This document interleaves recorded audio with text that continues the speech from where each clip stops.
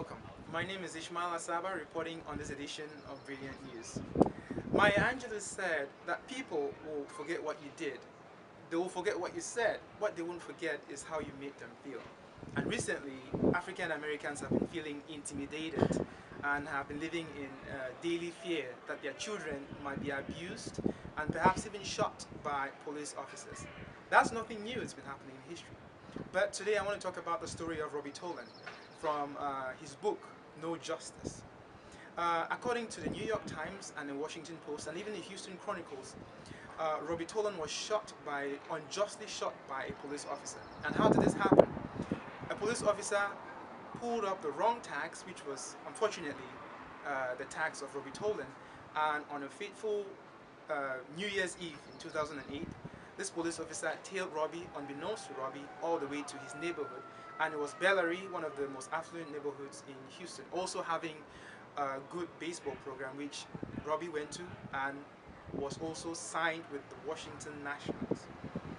Robbie pulled up at into the driveway of his house, of his parents' house, and the minute he got out, the police officer pulled up, turned on his light, pointed a gun at him and said, put your hands where I could see them and get on the ground. Robbie asked, what did I do wrong? The police officer didn't say anything, but apparently repeated himself and telling Robbie to get on the ground, which Robbie did. Now all of this was was recorded by Robbie's cousin, who had turned on his phone, recording everything unbeknownst to the officers. At this time, Robbie's parents came out of the house to find out what happened. They saw Robbie on the ground, they saw the officer pointing a gun at Robbie, and they explained to the officer that the car was Robbie's, they had registration, that Robbie had a permit to drive, and that the house was their house, he was in their driveway, and the officer might have been mistaken pulling up the wrong tags, but the officer didn't listen and had already called backup. Backup arrived, pulled the parents to the side, bruising both the dad and the mom's, bruising the dad's arm and the mom's neck. At this point, Robbie was enraged, thinking of protecting his mom, stood up, trying to explain himself and defend his mom, and what we heard was a gunshot to Robbie's chest. He was rushed to the hospital, received treatment, and he survived. The case went into the courts, and the officer who shot Robbie was indicted.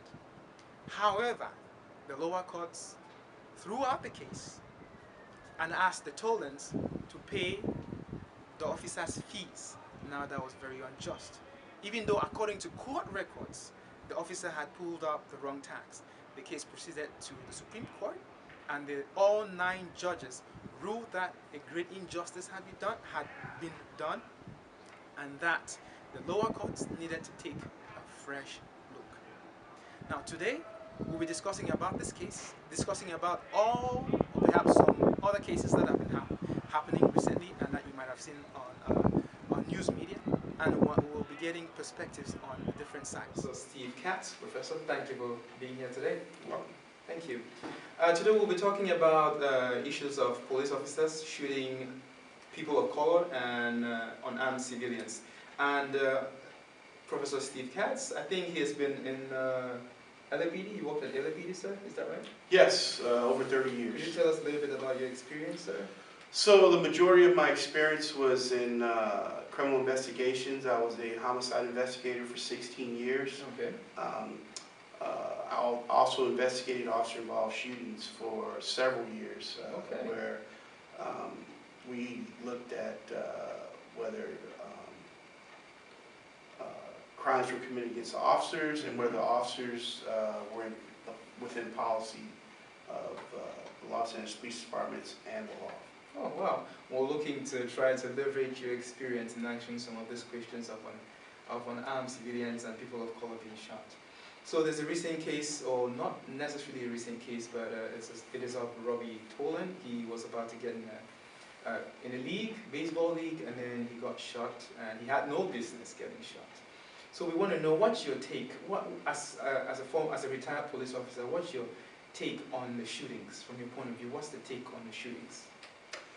So, police officers are held accountable by the policy, rules, and procedures of the departments they work for and the laws of the land. Yes. The things that the Los Angeles Police Department is going to look at is the tactics that lead up to the shooting, the drawing of the weapon, and the shooting itself. Okay. It's been my experience where things start to go wrong are the tactics that lead up to the shooting and the drawing of the weapon. Once the weapon is drawn, that the officer can reholster his weapon, but it takes some time to really assess what's going on and hopefully have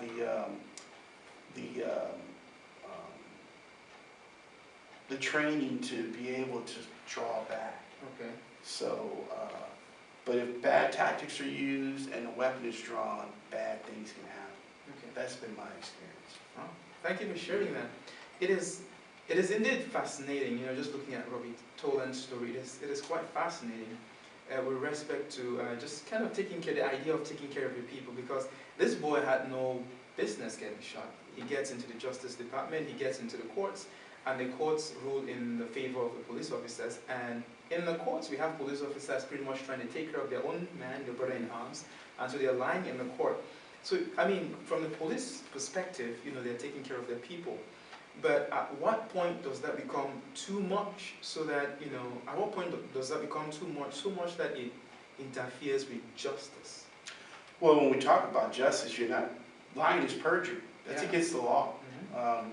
So the officers, if they are lying, they shouldn't be doing it. And if they are lying and caught, then they should be held accountable to it. That's right. Talk about it's very different being accountable to the people that you work with and for and breaking the law. I mean, to me, you just can't do it. So if the officers are perjuring themselves, then they should be held accountable for it. There is not an epidemic of police shootings of unarmed black men. Police violence against black men are rare. The Washington Post survey shows that in 2017, 987 people were fatally shot by law enforcement. And out of that, 427 were white men. Over 260 were black men, and over 150 were Hispanics. Now, this shows a problem with killings with all ethnicities, and not just a black problem or Hispanic problem.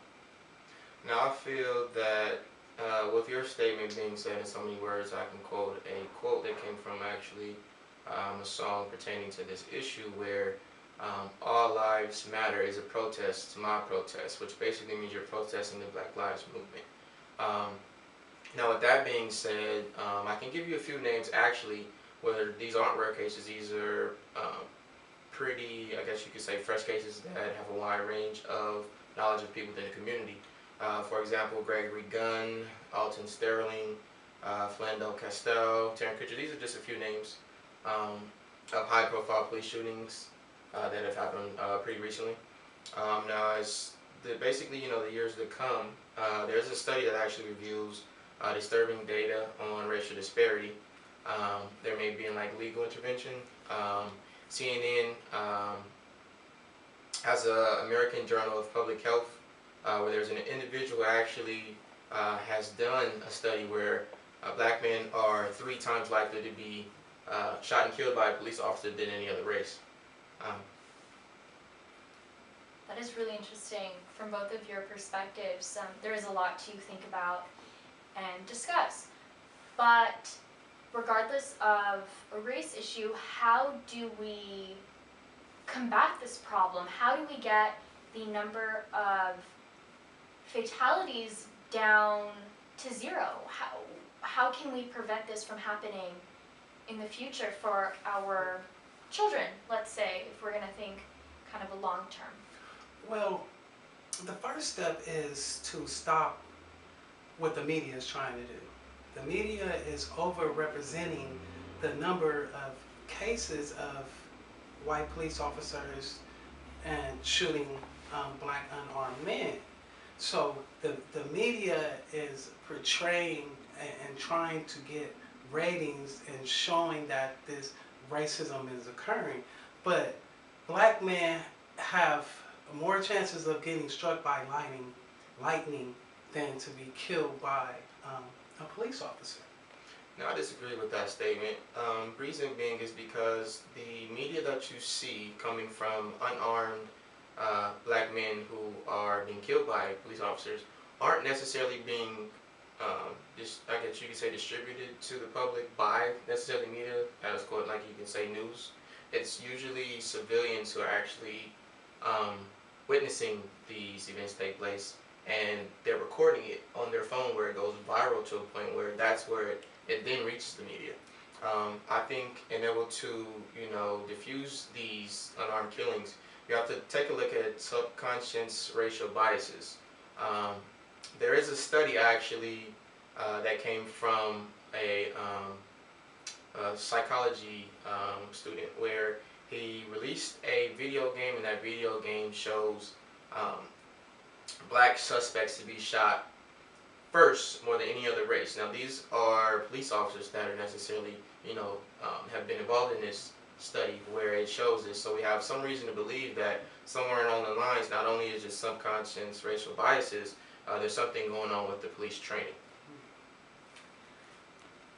I understand what both of you guys are saying. I agree with certain parts of what each of you are bringing up.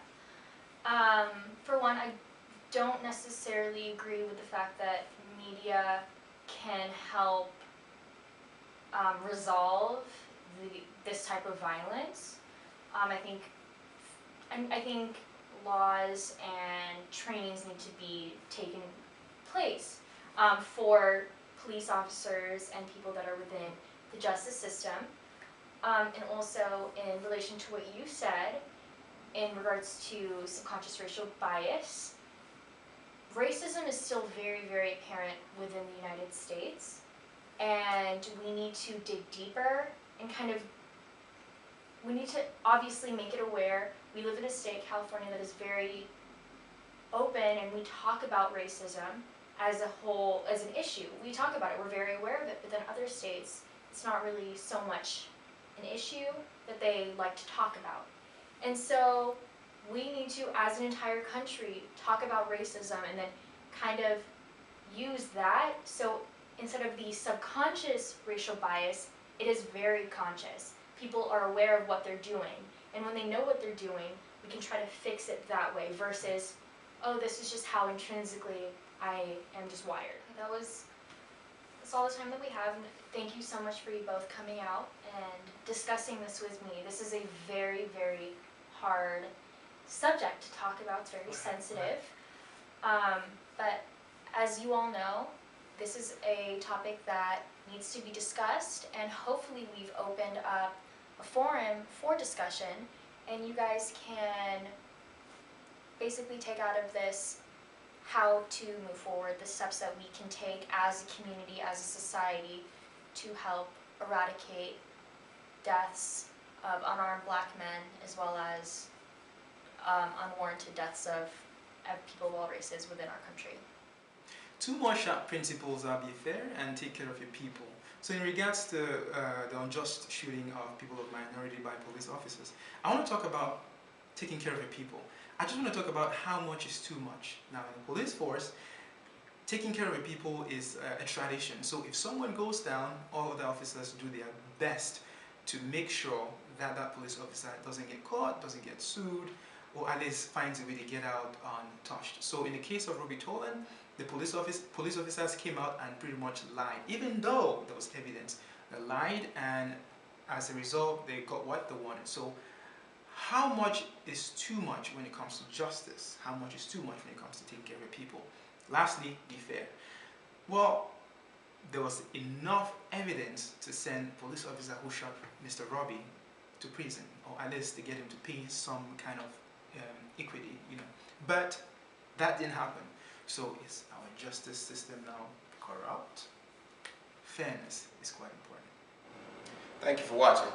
Now we honor those who have been unlawfully shot by police officers.